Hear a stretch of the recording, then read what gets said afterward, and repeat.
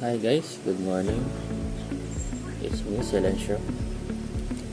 For today's video, ituturo ko kung paano ko nire-repair yung aking string launcher pagka nasira siya, pag hindi na siya bumabalik. Kailangan na tools natin ay small screwdriver and flat screwdriver. So tara na, ayusin na natin.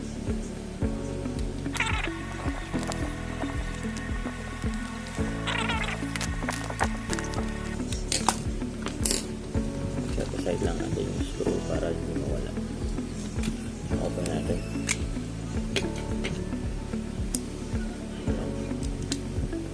Saan ito?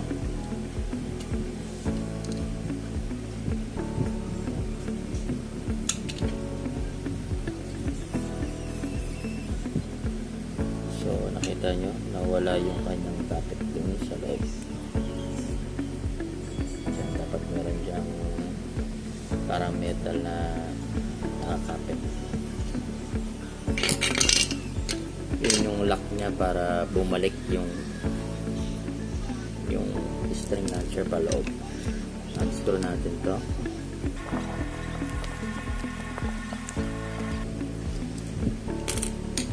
Tanggalin muna natin. Then, tanggalin natin to. Open natin yung loob.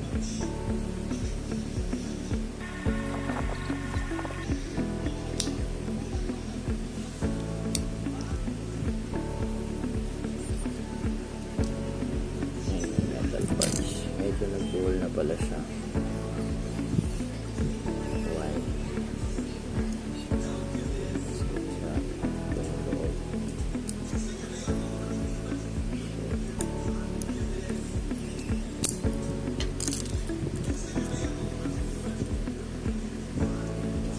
Dito nagkaroon ng problema.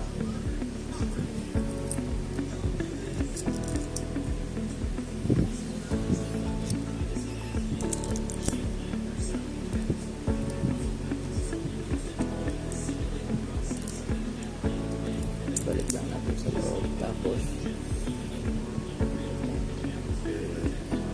labas natin. Yan, ito yung maglalak niya para bumalik yung spring, yung string. So try na natin ibalik.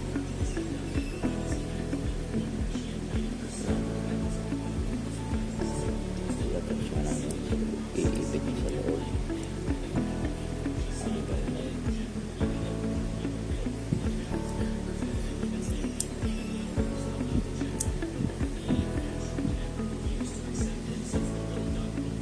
Ayusin lang natin. Try na natin ibalik. Dapat ganyan siya.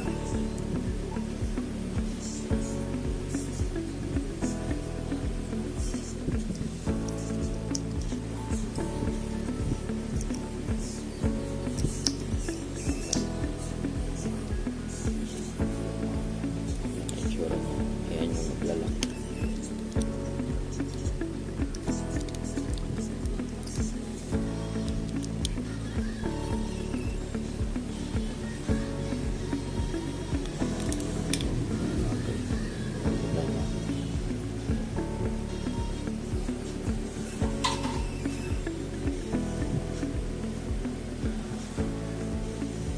Kailangan nakaipit yung metal na string dito.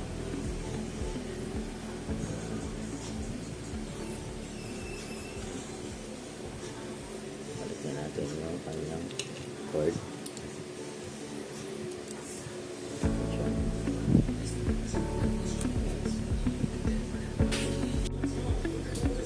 Balik na natin yung screw.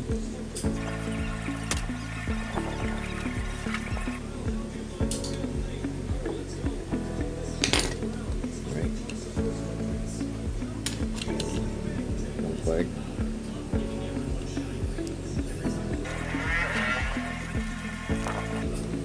So huwag niyo muna siya ipasok ng todo dahil pipilitin pa natin yung ito. pa clockwise. Huwag nyo lang isagad na pihit para hindi masira ulit. So pag nasira ulit, ganito lang ulit ang process. Ayan, kung alam nyo medyo okay na siya, saka tutok nyo 90 degrees, then saka nyo pasok. Kailangan naka 90 degrees siya para pag nilagay nyo to, pasok sa dyan. Ayan po yung maglala.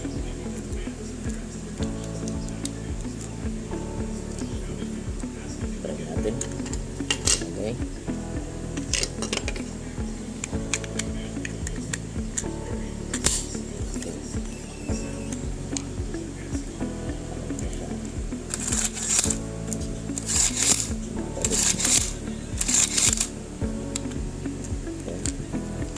Natin yung score pa rin.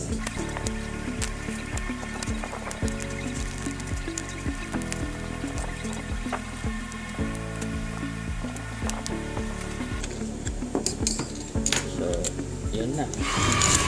Okay na ulit siya. So, yun lang guys. Thank you sa panonood. Sana nakatulong itong video na to. Follow and share.